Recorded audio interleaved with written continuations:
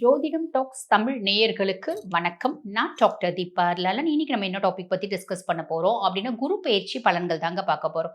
குரு பகவான் 1/6/2026 மிதுனத்துல இருந்து கடகத்துக்கு பெயர்ச்சியாகி கடகத்துல உச்சம் பெற்று அமர்றார். அதுக்கும் மேல அவரோட உச்ச பார்வை 5, 7, 9 நிறைய ராசிகளுக்கு எக்ஸ்ட்ராடினரியான நற்பலன்கள் கொடுக்க போகுது.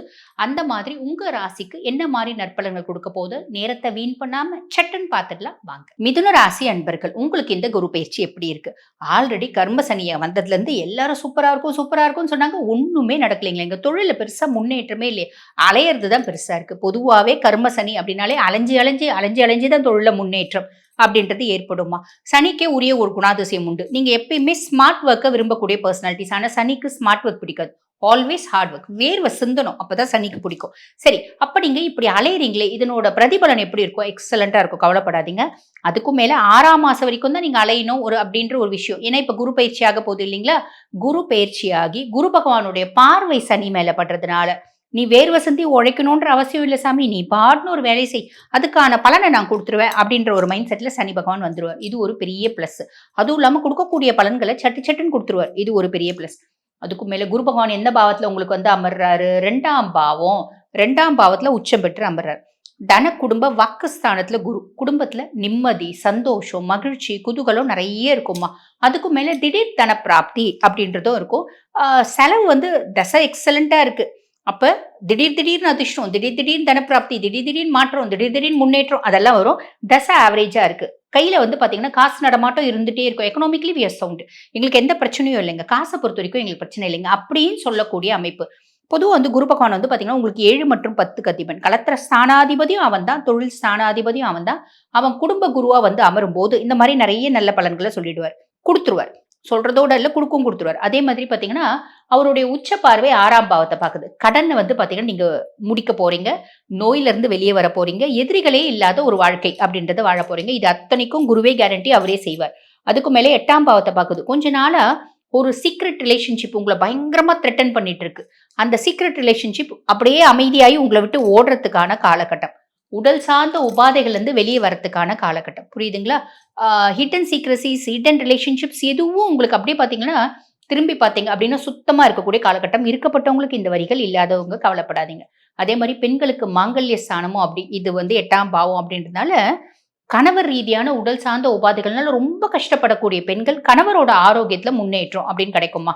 கவலைப்படாதீங்க. 10ஆம் பாவத்துல குருனோட பார்வை, 10ல குருனோட பார்வை இருக்கிறதுனால நீ ஸ்மார்ட் ஒர்க்கே பண்ணு சாமி. நான் முன்னுமே சொன்ன மாதிரி தான், ஸ்மார்ட் ஒர்க்கே பண்ணு, அதுக்கான பலன்களை முழுசும் நான் கொடுத்துடுறேன். வேலைன்னு ஒண்ணு செஞ்சா போதும், நான் வந்து நல்ல பலன்களை கொடுப்பேன் அப்படின்ற முடிவுல சனி இருக்கார். குருனோட பார்வைப்பட்டு அவர் கடகட நல்ல ரிசல்ட்டை கொடுக்க போறார். இதெல்லாம் பெரிய பிளஸ். பொதுவா குரு வந்து பாத்தீங்கன்னா 2ஆம் பாவத்துல வந்து உட்கார்றான்னு போது மைனஸ் ஏதாவது இருக்கும். ஆப்வியஸ்லி ஒண்ணு இருக்குமா. காரணம் என்ன அப்படின்னா, குரு உங்களுக்கு பாதகாதிபதி. உங்களோட ராசியாதிபன் வந்து பாத்தீங்கன்னா புதன் பகவான். புதனுக்கு குரு பகை கிரகம். அப்ப அவர் வாக்குஸ்தானத்துல வந்து உட்காருறாரு அப்படின் போது பேச்சுல கவனம் அப்படின்றது தேவை. டாக்குமெண்டேஷன் ரொம்ப கவனம் தேவை. எக்காரணத்தை கொண்டும் கேரண்டி, வாரண்டி, ஷூரிட்டி கையெழுத்துல யாருக்கும் போடாதீங்க. இதுல கொஞ்சம் உஷாரா இருந்துக்கோங்க. சரிம்மா. இப்ப நாங்க வழிபாடு அப்படின்னு என்னம்மா பண்ணணும் அப்படின்னா, குருவே 2ஆம் பாவத்துல சூப்பரா இருக்காரு. கேது 3ஆம் பாவம். சைலண்ட் கரேஜ் இருக்கும். ஆனா அதாவது நம்ம தம்பி தங்கச்சி கிட்ட வாக்குவாதம் வச்சுக்கூடாது. நம்மளை விட வயது கம்மி பர்சனாலிட்டிஸ் கிட்ட அடமெண்ட், ஆர்குமெண்ட், பிரச்சனை அதெல்லாம் வச்சுக்கூடாது. சரிங்களா? அப்ப நம்ம என்ன பண்ணணும்? ராகு 9ஆம் பாவம். வெளிநாட்டுல போய் ட்ராப் ஆயிடுறதுக்கு, நம்ம சிஸ்டம்ல ஆன்லைன்ல ஏதோ பிசினஸ் பண்ணி ட்ராப் ஆகிறதுக்கு இதெல்லாம் வாய்ப்பு உண்டு. அப்ப நம்ம யாரை பசிஃபை பண்ணணும்? ராகுவை பசிஃபை பண்ணணும். என்ன வழிபாடு பண்ணணும்? அதுக்கும் மேல சொல்லால மாற்றத்துக்கான வழியும் வாய்ப்பும் உண்டு. அப்ப நம்ம என்ன பண்ணணும்னா ஹனுமனை வழிபாடு பண்ணணும். ஹனுமன் சாலிசா அப்படின்ற ஒரு மந்திரம் இருக்கு.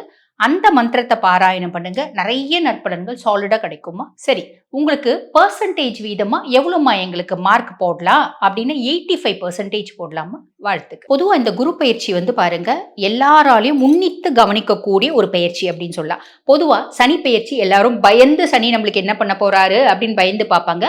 ஆனா குருவை பொறுத்த வரைக்கும் குரு நம்மளுக்கு என்ன நல்லது செய்வாரு, எந்தெந்த விதத்துல நல்லது செய்வாரு அப்படின்னு ஆசையா பார்ப்பாங்க அப்படின்னு சொல்லலாம். சரி, காரணம் என்ன? குரு பகவான் வந்து பாருங்க தேவகுரு, ப்ரஹஸ்பதி, முழு சுபர். அவரு ஒருத்தவங்களுக்கு கெடுக்கணும் அப்படின்னு ஏதாவது செஞ்சா கூட கெட்டாலும் மேன்மக்கள் மேன்மக்களே அப்படின்ற விதத்துல தான் அவர் கெடுப்பார். கெடுக்க மாட்டாரு. என்ன பண்ணுவாருன்னா, ஒரு படிப்பினைகள் அப்படின்றத சாலிடா குடுப்பாரு. அப்படி பார்த்தா சனியும் படிப்பினைகள் குடுப்பாரு. ரொம்ப இன்டென்சிஃபைடா குடுப்பாரு. நம்ம முடியல அப்பா, மூச்சு முட்டுதுப்பா, தாங்க முடியலப்பா அப்படின்னு வருத்தப்படுவோம். ஆனா குரு குடுக்கக்கூடிய படிப்பினைகள் அப்படின்றது வேற.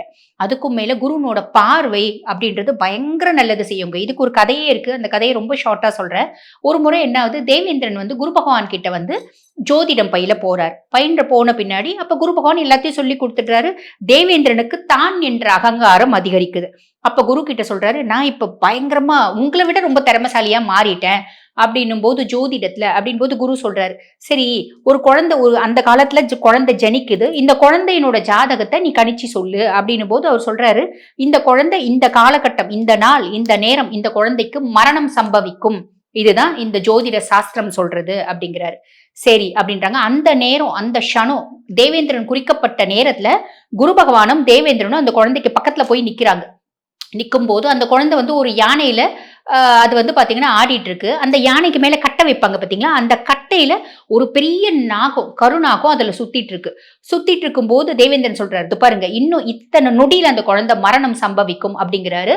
அப்ப குருவும் பாக்குறாரு, தேவேந்திரனும் பாக்குறாரு, அந்த குழந்தை சாகவே மாட்டேங்குது. மாறா என்ன நடக்குது அப்படின்னா, அந்த குழந்தை தூங்கிட்டு இருந்த குழந்தை எழுந்து காலை சக்கு சக்கு சக்குன்னு உதைக்குது.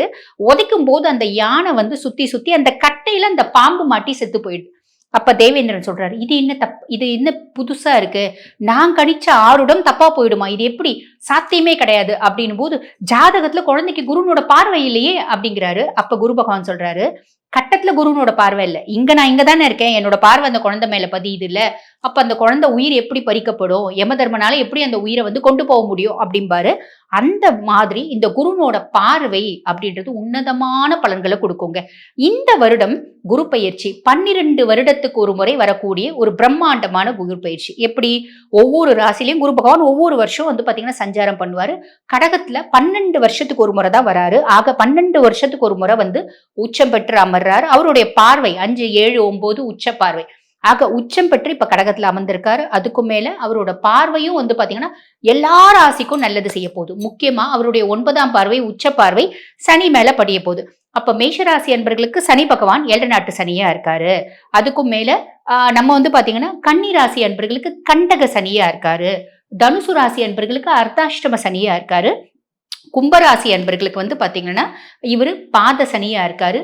அதே மாதிரி மீன ராசி அன்பர்களுக்கு ஜென்ம சனியா இருக்காரு. இந்த மாதிரி சனி பகவான் கெடுக்கணும் அப்படின்ற ராசிகளுக்கு மேல முக்கியமா ஒரு ராசி சிம்ம ராசியை விட்டுட்டோமே, முக்கியமா ரொம்ப கஷ்டப்படக்கூடிய ராசி அதுதானே, சிம்ம ராசிக்கு அஷ்டம சனியா இருக்காரு. ஆக இந்த 6 ராசிகளுக்கும் சனி பகவான் கெடுக்கணும் அப்படின்னு கங்கணம் கட்டிட்டு இருக்காரு. குருனோட 9ஆம் பார்வை அவர் மேல படுறதுனால சனி கட்டுண்டு கிடப்பாரு, ஆல்மோஸ்ட் நல்லிஃபை ஆயிடுவாரு.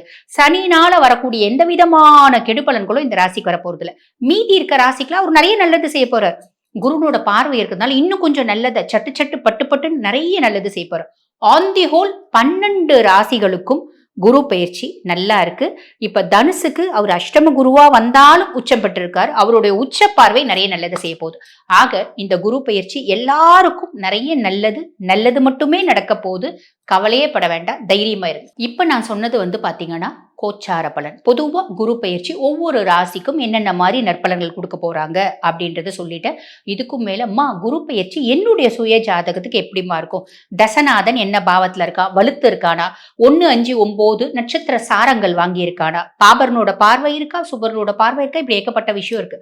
அந்த மாதிரி என்னோட சுய ஜாதகத்தை நான் அனலைஸ் பண்ணிக்கணும் அப்படின்னு விருப்பப்பட்டாலும் நான் பலமுறை அனலைஸ் பண்ணிட்டேன். இந்த காலகட்டம் எனக்கு எப்படி இருக்கணும் எக்ஸாக்டா தெரிஞ்சுக்கணும் அப்படின்னு விருப்பப்பட்டாலும் இன்னும் எத்தனையோ விதமான பிரச்சனைகள் இருக்குமா, அதுக்கெல்லாம் இந்த காலகட்டமாவது தீர்வு கிடைக்குமா, இந்த வருஷம் குரு பயிற்சியாவது எங்களுக்கு நல்லது செய்வாரா குரு பகவான் அப்படின்ற பல கேள்விகளுக்கு பதில் வந்து பாத்தீங்கன்னா உங்க சுய ஜாதகத்தை பார்த்தா தெரியும்.